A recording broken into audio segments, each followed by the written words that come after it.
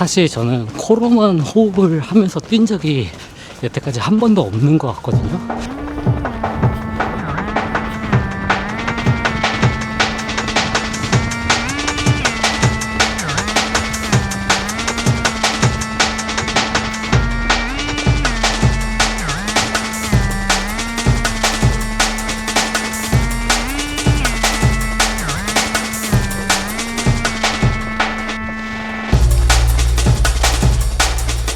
네, 오늘은 호흡법에 대해서 얘기 드려보고자 합니다. 자, 지금 가슴에 한번 손을 얹고 한번 숨을 크게 들이마셔 봅니다.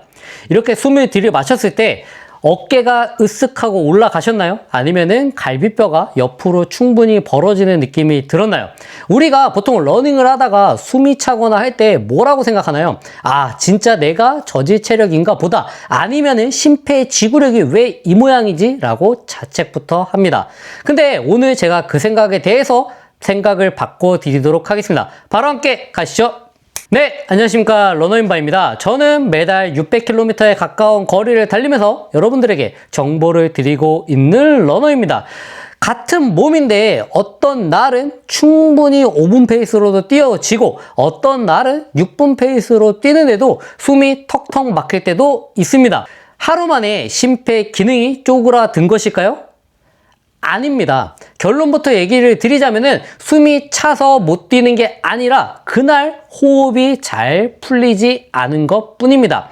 오늘 제가 영상에서 코로 쉬세요 혹은 복식 호흡하세요 라는 뻔한 이야기보다는 왜 내가 그렇게 영향을 받았는지, 그리고 호흡은 타고난 체력이 아니라 조절 가능하게 바꿀 수 있는 방법, 편안하게 호흡을 가져오는 방법에 대해서 얘기를 드려보고자 합니다. 오해 5가지에 대해서 얘기를 드려보겠습니다. 첫 번째입니다. 숨이 차는 거는 산소가 부족해서 라고 생각하기 쉬운데요.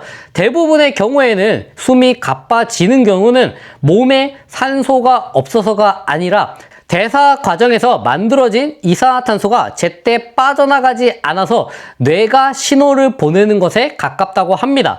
즉, 들이마시기가 중요한 게 아니라 내보내기의 문제에 가까운데요. 들이마시는 데만 집착하면은 폐에 공기가 꽉 차서 정작 새 공기가 들어올 자리가 없게 됩니다. 숨이 찰수록 더 마시는 것에 집중하는 게 아니라 내뱉는 것에 집중해야 됩니다. 두 번째입니다. 코호흡이 무조건 정답이다? 요즘에 코호흡이 되게 중요하다는 얘기가 많은데요. 물론 저강도 운동에서는 이점이 정말 많습니다. 공기를 걸러주고 습도도 조절하고, 제가 저번에 얘기 드렸던 것처럼 찬 공기가 바로 안 들어올 때는 코를 통해서 우리가 숨을 쉬는 것 자체가 한번 걸러줘서 습도 조절이 가능해집니다. 하지만 강도가 올라가면은 우리 몸은 당연히 더 많은 공기의 흐름을 필요로 합니다. 이때 코만 고집하면은 오히려 호흡근에 과부하가 걸릴 수밖에 없습니다. 정답은 코냐 입이냐가 아니라 강도에 맞게 혼합해서 쓰는 것이라고 할 수 있습니다. 고강도에서 입을 벌리는 것은 당연히 이루어질 수밖에 없는 현상입니다. 세 번째입니다. 숨이 찰 때 가슴을 크게 열어야 된다? 숨이 차면은 본능적으로 가슴을 내밀고 어깨를 들썩거릴 수밖에 없습니다. 근데 이거는 호흡을 더 얕게 만들 수밖에 없습니다. 갈비뼈 주변의 근육들이 긴장을 하면은 횡격막이 아래로 내려갈 공간이 없어진다고 합니다. 가슴을 여는 게 아니라 어깨와 목의 긴장을 푸는 것이 핵심이라고 할 수 있습니다. 다음, 네 번째입니다. 호흡은 타고나는 거라서 못 고친다? 호흡도 근육에 가깝습니다. 횡격막, 늑강근 다 훈련으로 어느 정도는 강화할 수 있다고 하는데요. 심지어 훈련용 호흡기구가 운동 수행 지표를 올린다는 연구도 많습니다. 그래서 일부러 억지로 호흡을 거칠게 만드는 기구 또한 하나의 자신의 심폐지구력을 늘리는 데 영향을 줍니다. 타고난 폐활량은 정해져 있을지 몰라도 그 폐활량을 꺼내 쓰는 그 근육 자체는 당장 바꿀 수 있다고 합니다. 다음 마지막으로 5번째입니다. 리듬 호흡은 선수들이나 하는 것이다. 이거는 되게 제가 이따도 강조해 드리겠지만 호흡에 있어서 리듬은 되게 중요합니다. 발걸음과 호흡이 따로 놀면 뇌는 혼란을 느끼고 더 빨리 피로해질 수밖에 없습니다. 그리고 얕게 숨을 쉴 수밖에 없는데요. 리듬 호흡은 호흡을 발걸음이라는 메트로놈에 묶어버리는 아주 강력한 도구가 될 수 있습니다. 숨이 이렇게 턱턱 막히는 분들을 위해서 제가 4단계 처방법에 대해서 얘기 드려보도록 하겠습니다. 먼저 1단계입니다. 응급처치인데요. 뛰는 중에 숨이 터졌을 때입니다. 숨이 막히면 뇌가 공포를 느낍니다. 이때 10초 만에 복구하는 방법입니다.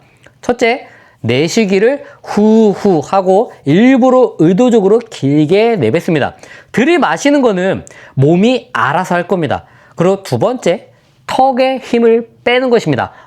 소리가 날 정도로 입을 살짝 벌리고 턱에 힘을 빼면은 목구멍이 좀 더 한결 여유로워집니다. 정 안 되면은 입술, 혀를 윗니 뒤에 붙인다는 느낌으로 하면은 턱에 힘이 살짝 빠진다고 합니다. 다음 세 번째로는요, 팔의 스윙을 조금 줄이는 것입니다. 팔을 크게 흔들면은 당연히 어깨가 올라갈 수밖에 없습니다. 팔을 아래로 툭 떨어뜨린다는 느낌으로 30초 정도만 풀어줌으로 해서 어깨를 낮춰줍니다. 다음 2단계는요, 유지의 기술로 리듬 호흡을 세팅하는 것입니다.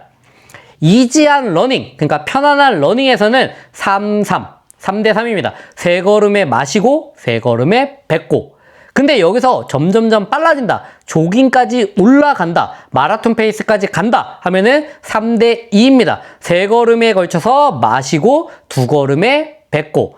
홀수 패턴을 쓰면은 내뱉는 발이 매번 바뀌어서 몸에 좀 더 여유가 생길 수 있다고 합니다.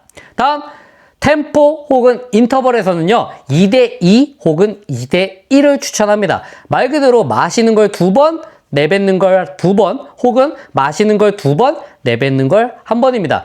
핵심은요, 리듬이 깨지는 순간이 나에게 있어서 강도의 선을 넘었다는 신호입니다. 그때 맞춰서 페이스를 살짝 늦춘 다음에 리듬을 복구하는 게 진짜 실력입니다. 그래서 호흡을 당연히 막바지에는 거치게 쉴 수밖에 없겠지만 천천히 뛸 때는 3, 그 다음에 조금 빠르게 뛸 때는 2까지 점점점 끌어올려 줍니다. 그리고 3단계입니다. 러닝 전후로 하는 방법인데요. 러닝 중에만 고치려고 하기보다는 러닝 전에 서서 갈비뼈에 손을 대고 들숨과 날숨을 배가 아니라 옆구리가 벌어지는 걸 느껴야 됩니다. 그래서 횡격막을 깨우는 작업을 해주고요. 끝나고 나서도 아주 긴 날숨을 쉬어줌으로 해서 러닝으로 흥분된 신경계를 안정시키고 호흡근을 이완해줍니다. 하면서 심박수도 안정시켜줍니다. 다음 마지막 4단계입니다. 특수한 환경에서의 주의할 점입니다. 겨울에는 워밍업을 평소보다 길게 해줘야 됩니다. 찬 공기가 폐로 바로 들어오지 않게 마스크나 내고모로 습도를 막을 만들어주는 게 필수입니다.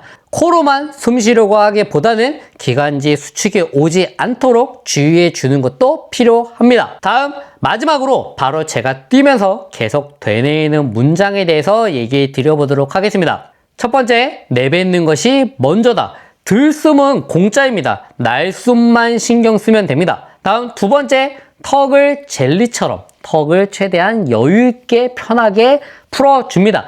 턱이 굳으면 숨도 굳습니다. 다음 세 번째, 어깨는 짐을 내려놓듯이 어깨의 힘을 최대한 빼줍니다. 숨이 찰수록 어깨를 툭툭 떨어지는 연습을 해야 됩니다. 다음, 리듬은 내 발소리에 맞춥니다. 착지 소리에 맞춰서 호흡을 얻는 것도 하나의 방법입니다. 그리고 뛸 때 계속 강도보다 정교함에 신경 써야 됩니다. 인터벌 때 숨이 터지면 더 세게 뛰려고 하지 말고 호흡을 맞추는 걸 연습을 해야 됩니다. 그리고 6번째, 상체 긴장을 풀어주려고 합니다. 숨이 찬 원인의 80%는 상체 긴장에서 온다고 합니다. 그렇기 때문에 최대한 상체를 여유있게 풀어주려고 합니다.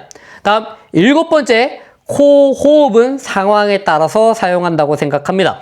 저강도 연습으로는 코호흡이 좋지만 실전에서는 입호흡과 코호흡을 동시에 써줘야 됩니다. 다음 8번째, 뛰기 전에 호흡을 한 번씩 해주고 끝나고 나서도 숨을 충분히 내뱉음으로 해서 내가 호흡의 원래대로 돌아올 수 있도록 합니다. 그리고 마지막으로 9번째, 내가 호흡이 깨졌다면 호흡이 언제 왜 깨졌는지에 대해서 분석을 하는 것도 필요합니다. 내가 충분히 의도적으로 숨을 쉬려고 노력했는지, 그리고 내가 호흡이 너무 가빠지진 않았는지, 이것들에 대해서 체크를 하는 것도 저는 중요하다고 생각합니다. 네, 오늘 영상에 대해서 한번 정리해 보도록 하겠습니다. 호흡은 정답이 있는 게 아닙니다. 다만 내가 어떤 식으로 호흡하는 게 좋을지에 대한 것은 충분히 나와 있습니다.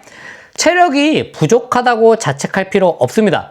여러분이 턱을 풀고 어깨를 내리고 리듬에 맞춰서 뛰는 순간 여러분의 러닝은 이전과 확실히 달라질 것입니다. 그리고 제가 늘 강조하지만 호흡이 거칠어지는 것을 조심해야 합니다. 여러분들이 다음 러닝을 하실 때 내가 어느 정도부터 숨이 무너졌는지, 그리고 내가 어떤 상황에서 갑자기 호흡이 거칠어지는지를 체크해 보시면 좋을 것 같습니다. 호흡을 어떻게 하냐에 따라서 저는 중요하다고 생각합니다. 그래서 저와 함께 뛰시는 분들에게도 제가 항상 얘기를 드리는 게 숨을 최대한 깊게 쉬려고, 거칠어지지 않게 하려고, 얕게 쉬지 않으려고 노력하는 게 중요하다고 생각합니다. 물론 저도 빠르게 뛸 때는 숨이 거칠어지거나 얕아질 때도 있습니다. 근데 많은 분들이 제가 달리는 걸 보실 때 호흡이 생각보다 거치지 않게 뛴다고 얘기를 하시는데요. 그게 저도 일부러 최대한 거칠어지지 않게 쉬려고 노력하기 때문입니다. 그래서 좀 더 편안하게, 좀 더 멀리 가기 위한 호흡이 중요하다는 거 다시 한번 강조해 드리고요. 이상 러너앤바였고요. 제가 다음에 또 재밌는 내용, 좋은 정보로 찾아오도록 하겠습니다. 감사합니다. 자연스럽게 아무리 코로만 숨 쉬려고 해도 입이 벌어져서 입을 벌리고 뛰는 게 조금 더 편했던 것 같고, 그게 자연스럽게 힘이 안 들어갔던 것 같습니다. 그리고 제가 이제 조금 빠르게 뛸 때 호흡을 가다듬는 방법은요, 일부러 이렇게 하면서 또 의도적으로 숨을 쉬어주면은 저는 조금 한숨 나아지는 것 같더라고요. 이게 제가 실제로 하는 방법이고, 그리고 뛸 때 이렇게 팔을 이런 식으로 조금 풀어주면서 어깨가 최대한 경직되지 않게 그렇게 하려고 하는 편입니다. 그리고 가슴을 이렇게 내미는 느낌이 아니라 좀 더 이렇게 축 늘어뜨리는 느낌으로. 그리고 이제 숨을 쉴 때 이 턱에 힘을 빼줄 때 이렇게 혀를 윗니 뒤쪽에 살짝 댄다 생각하면 약간 이렇게 느슨해지더라고요, 턱에 힘이. 그래서 보통 그런 것들을 많이 사용해 주고 있습니다.